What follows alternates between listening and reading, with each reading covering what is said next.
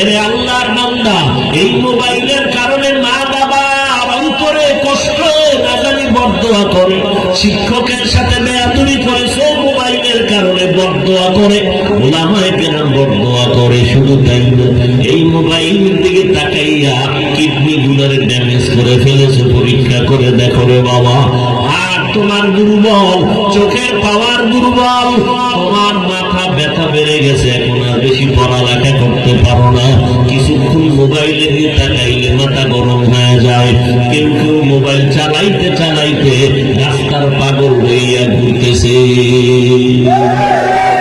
না এরকম ভাবো, কি গেমস খেলতে খেলতে এখন পাগল হয়ে গেছে রাস্তা। এর পর্দার আড়ালের আম্মা জানো, আব্বা জানেরা, একটা সন্তান ভালো হবে না খারাপ হবে, মদিনার নবী বলেন এটা নির্ভর করে মা বাবার আদর্শের উপরে। বলেন নবী সাল্লাল্লাহু আলাইহি ওয়া আলিহি ওয়া সাল্লাম, মা মিন মাউলুদিন ইল্লা ইউলাদু আলাল ফিতরা ফাআবাওয়াহু ইউহাব্বিদানিহি আও ইউনাজ্জিসানিহি আও ইউমাজ্জিসানিহি ইলা আখিরিল হাদিস। পয়গম্বর বলেন, এই উম্মত, মা বাবা সন্তানের মুক্তি গুজারি বানায়, অগ্নি গুজারি বানায়। কিন্তু সন্তানটা ভালো ইমানের আলো নিয়ে জমিনে আসে, মা বাবা তারে গায়রুল্লাহর গোলাম বানায় দেয়। এই জন্য কোরআন শরীফের সূরা আহজাব 67 নম্বর আয়াত পড়ে দেখো রে বাবা, হাসরের ময়দানে আল্লাহ যুবকদের ডাকবে, নামাজ পড়ছি বলে পড়ি নাই, রোজা রাখছো রাখি নাই, হালাল খেয়েছো খাই নাই কেন? তখন বলবে আল্লাহ আমার কোনো দোষ নাই, সব আমার মা বাবার দোষ হয়েছে। রব্বানা ইন্না আতা'না সাদাতানা ওয়া কুবারা'না ফাআদাল্লুনাস সাবিলা। আমার আব্বা আম্মা কোনদিন নামাজের দাওয়াত দেয় নাই। এজন্য বিশ্ববরেণ্য দার্শনিক ওলিয়ে কামেল ইমাম গাযালি রাহমাতুল্লাহি আলাইহি লিখেছে, প্রত্যেকটা সন্তানের জন্য বাবা মায়ের মধ্যে মা হইল আসল। কারণ সন্তান বাবার থেকে মায়ের কাছে সময় কাটায় বেশি, মাকে দেখে দেখে ফলো করে শিখে বেশি। এজন্য মায়ের আদর্শ হতে হবে ভালো। নবীজি এই জন্য মায়ের মর্যাদা বাড়ায় দিয়েছেন 3 বার। শুধু তাই না, নবী বলেন নারী জাতি জমিনের মধ্যে উত্তম সম্পদ। মায়ের আদর্শ দেখে সন্তান ভালো হয়। এসপি সাহেবের ব্যবহার বড় ভালো, এমপি সাহেবের ব্যবহার ভালো, ওসি সাহেবের ব্যবহার ভালো, চেয়ারম্যানের ব্যবহার ভালো। আল্লাহর কসম, এটা তার ব্যক্তিগত ক্রেডিট না, মায়ের আদর্শ ভালো, এই জন্য ভালো। মা আপনার আদর্শে তার সন্তান ভালো হবে। ছোট একটা বাচ্চা বাবার হাতে ধরে গেছে বাজারে, ফল কিনবে কাঁচা বাজারের পাশে। বাচ্চা হাতে ধরা, ফল কিনার আগেই বাচ্চার দোকান থেকে একটা ফল কিনে মুখে ফল ধরে মুখে দিল। বাবার লজ্জায় মাথা হেঁট হয়ে গেল, আমি ফল কিনি নাই, অন্যের ফল না জিজ্ঞাস করে ধরা, এটা তো অপরাধ। ফল কেনা বাদ দিয়া মাথা গরম, ইজ্জতের উপরে আক্রমণ হয়েছে। ডাইরেক্ট বাসায় গিয়ে ম্যাডামকে ডাক দিছে, জীবনে কোনদিন অন্যের জিনিস না হইলে ধরছো না? সন্তান ধরলো কেন? হয়তো অপরাধটা আমি করছি, না হয় তুমি করেছো, না সন্তানই খারাপ হতে পারে। স্বামী বলে আল্লাহর কসম আমি কোনদিনই অপরাধ করি নাই। স্ত্রী বলে আমার তো মনে পড়ে না, বা খুঁজে। দীর্ঘ টাইম ভাবার পর বাচ্চার মা ডেকে বলে হ্যাঁ মনে পড়ে গেছে, আমার বাবার বাড়ি থাকার সময় আমি আমার বাবার বাড়ির পাশের বাড়ির গাছের একটা ফল আমি জিজ্ঞাসা না করে দৌড়ে খেয়েছিলাম। এই জন্য সন্তানের উপরে আসর ভরে গেছে। গাছ তোমার নাম কি?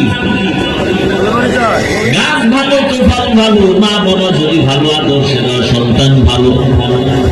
হেরে আল্লাহর বান্দা, এই জন্য কিয়ামতের দিন যুবক বলবে মা বাবার কারণে আমি নামাজ পড়ি নাই, রোজা রাখি নাই। আল্লাহ বলবে তোরে তো আমি ভালো মন্দ যাচাই করার বিবেক দিলাম, বিবেক দিয়ে সঠিক পথে কেন চলো নাই? আমার আদালতে আজকে তোমার বিবেকের বিচার হবে। ইন্নাস সামআ ওয়াল বাসারা ওয়াল ফুআদ কুল্লু উলাইকা কানা আনহু মাসউলা। সন্তান দুর্বল হয়ে যাবে, ডেকে বলবে হে মালিক আমার বিবেকের বিচার হবে, বলে হ্যাঁ হবে।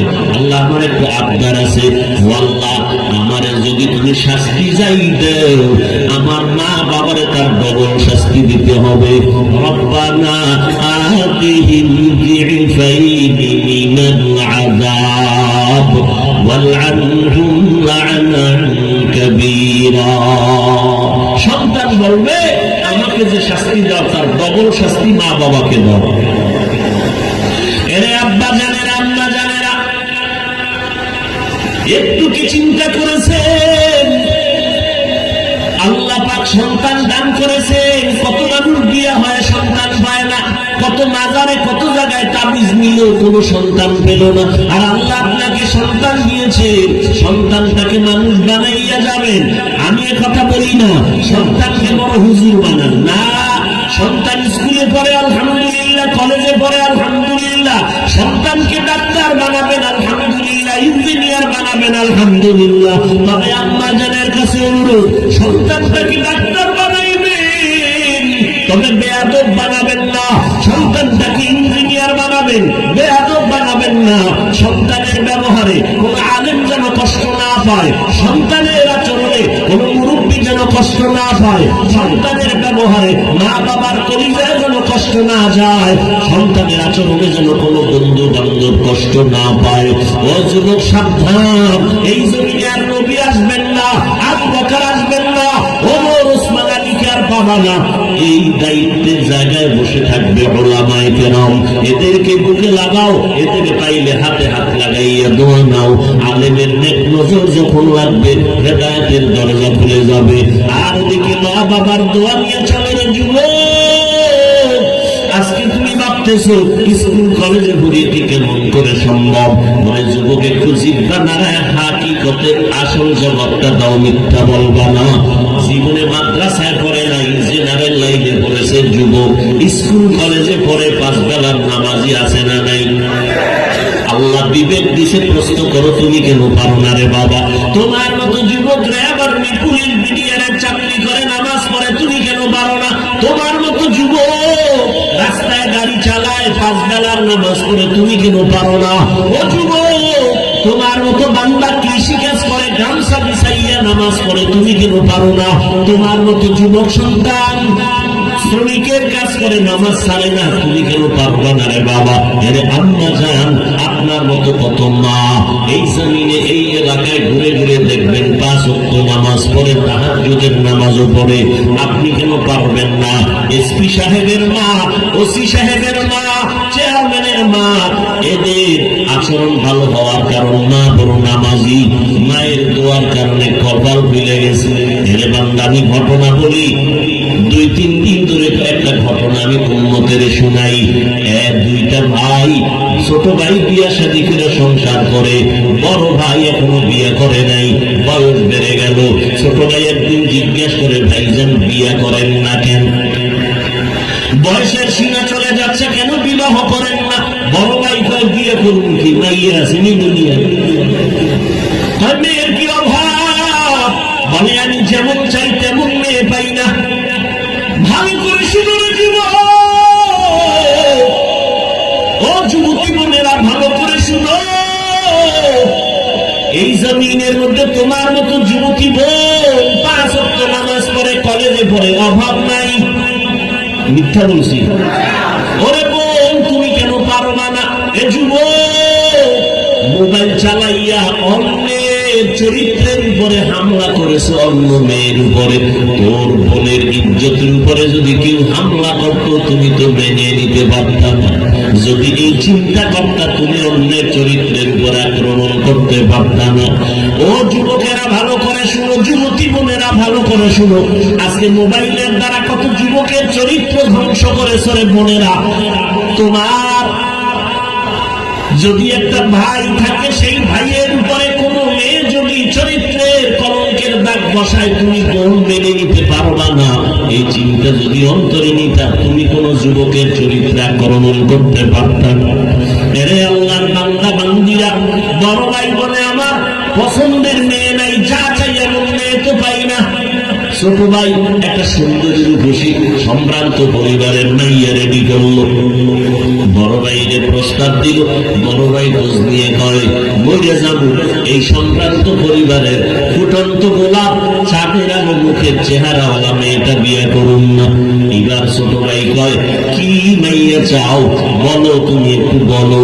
বড় ভাই ডাক দিয়ে কয়, আমি এমন একটা মেয়ে চাই, আমার অর্ধাঙ্গিনী হবে, আমার স্ত্রী হবে, যেই স্ত্রী আমার হাতটা ধইরা আমাকে জান্নাতের মধ্যে ঢুকাইয়া দিবে। 2 নাম্বার, আমার স্ত্রী এমন আদর্শের হবে, একটা পুত্র সন্তান আমাকে আদর্শওয়ালা বানায় দিবে, যেই সন্তানটা উম্মতের জান্নাতের পথ দেখাবে, মানুষের জাহান্নাম থেকে বাঁচাবে। এইরকম গুণের একটা মেয়ে চাই।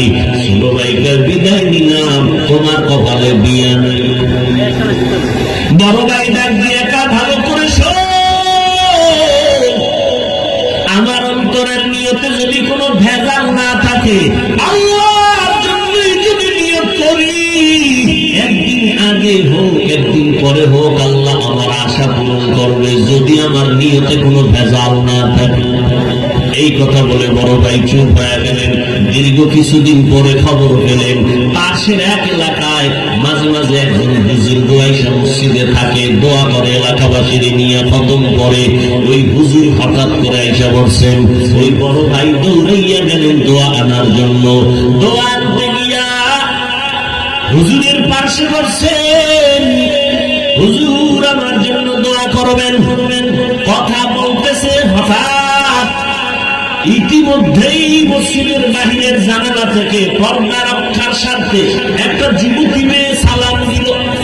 সালাম দিয়ে বলে, হুজুর আমার আব্বা জান ঘরে আছে, অসুস্থ, একটু দোয়ার জন্য আসছি। আমি বাবার একমাত্র মেয়ে, দোয়ার জন্য আসছি। হুজুর বলে, তোমার বিয়ে হয়েছে কিনা? বলে, না হয় নাই।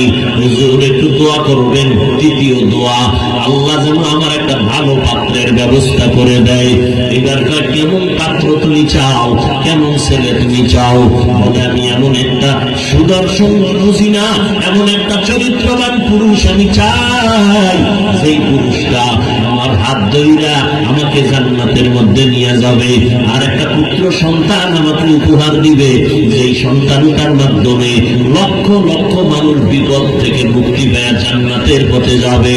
মেয়েটা এই কথা বলা মাত্র ওই বড় ভাই হুজুরের পাশে বসে কথাগুলো শুনলেন। মেয়েটা চলে গেল। হুজুরের ডাক দিয়ে কয়, হুজুর আমার অন্তরের তামান্নাও তো এইরকম, যদি আপনি একটু মেহেরবানি করেন আমি মেয়েটাকে বিয়ে করবো।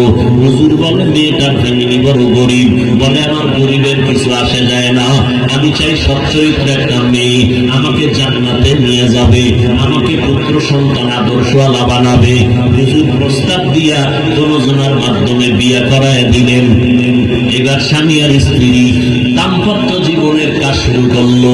ফজরের নামাজে উঠতে একজনে যদি দেরি হয়, স্বামী আগে উঠে স্ত্রীরে ডাকে, স্ত্রী যদি আগে উঠে স্বামীকে ডাকে, উঠো নামাজ আদায় করো। মনে হয় যেন ঘরটা বেহেশতের বাগান হয়ে যাইতেছে। আর মোনাজাতে আল্লাহ নেককার একটা সন্তান তুমি পুত্র সন্তান দিও। দুইজন মিলিয়ে যখন চোখের পানি ছেড়ে দোয়া করে, আল্লাহ তাআলা মহিলার গর্ভে একটা পুরুষের মাধ্যমে নেককার সন্তান দিলেন, যেই সন্তানটা জমিনের মধ্যে আসিয়া মায়ের আদর্শ পাইয়া গোটা সিরিয়া মিশর বিজয় করে বাইতুল মুকাদ্দাসের উপরে বেঈমান ইহুদির চক্রান্ত, ওই আল্লাহর বান্দা ওখান থেকে বাইতুল মুকাদ্দাসকে হস্তগত করলেন। দুনিয়ার শত কোটি মুসলমানকে বিজয়ের মালা পরাইলেন। ওই সন্তানের নাম ইতিহাসের পৃষ্ঠা খুলিয়া দেখো, অথবা গুগলে সার্চ দিয়ে দেখ।